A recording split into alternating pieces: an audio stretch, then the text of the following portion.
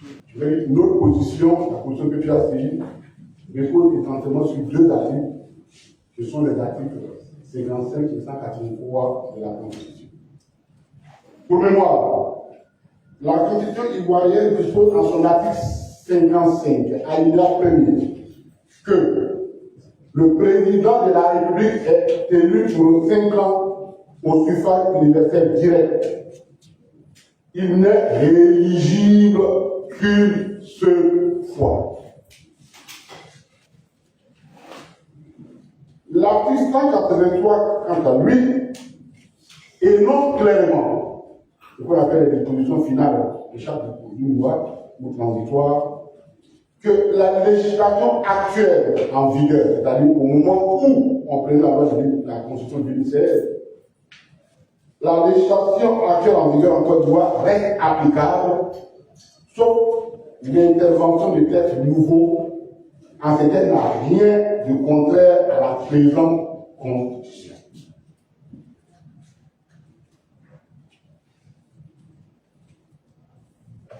Or, il est constant en matière d'élection du président de la République, la Constitution de 2000, qui était en vigueur au moment de l'avènement de l'actuelle Constitution 2016, disposait en son article 35, alinéa 1er, que le président de la République est élu pour 5 ans au suffrage universel direct, il n'est rééligible qu'une seule fois.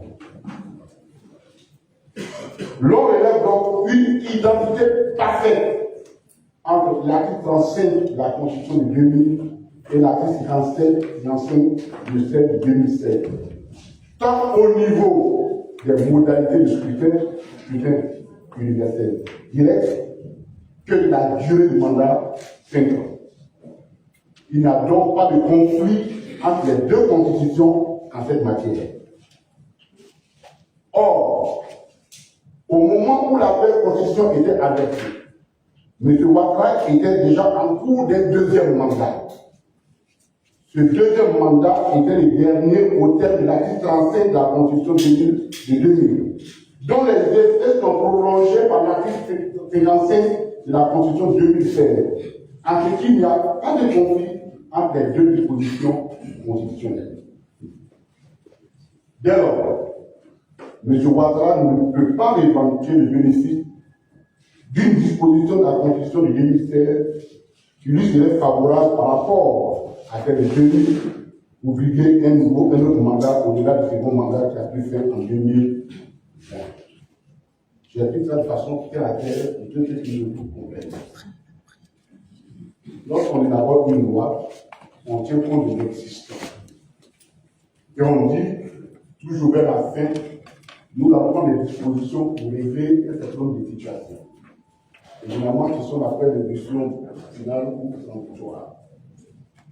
Et ici, la loi a dit, en son Constitution, en son 183, 183, que la nouvelle Constitution, les anciennes dispositions, donc l'État est court, qui régit les situations en cours, restent valables, tant que ces dispositions ne sont pas en conflit avec les nouvelles dispositions.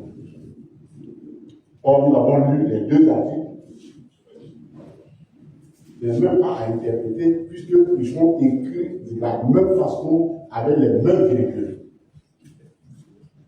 Donc, le scrutin par lequel les modalités du scrutin, la forme du scrutin par lequel a été élu M. Ouattara n'a pas changé.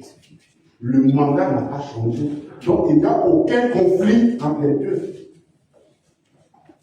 Donc, on ne peut revendiquer, à la limite, si la nouvelle loi donnait un bénéfice plus grand à M. Ouattara que de l'ancienne loi, on aurait compris qu'il puisse en revendiquer le bénéfice. Mais les deux textes sont suffisants. Donc, il n'y a aucune raison de nous parler d'une multitude de mandats.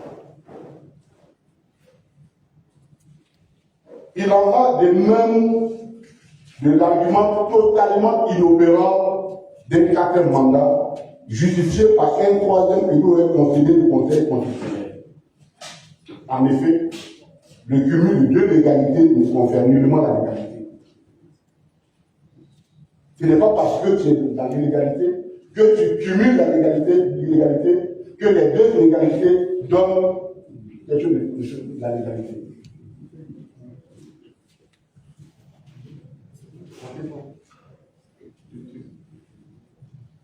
Un mois, ça fait 2 mois, ça fait 1 mois.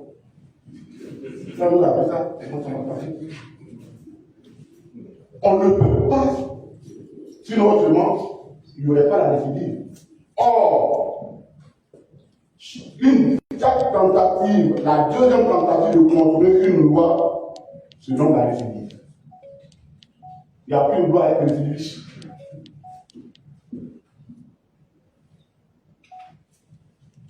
Or, la récidive ne confère nullement la légalité.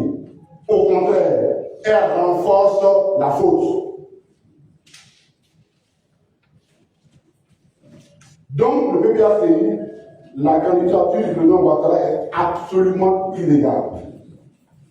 Juste pour rappeler qu'en 2010, M. Ouattara avait été candidat à titre exceptionnel pour une seule candidature. Le président Laurent Gbagbo avait pris une mesure constitutionnelle exceptionnelle, l'article 48, pour contourner l'insurmontable obstacle constitutionnel qui empêchait M. Ouattara d'être éligible. C'était le gain de la rébellion.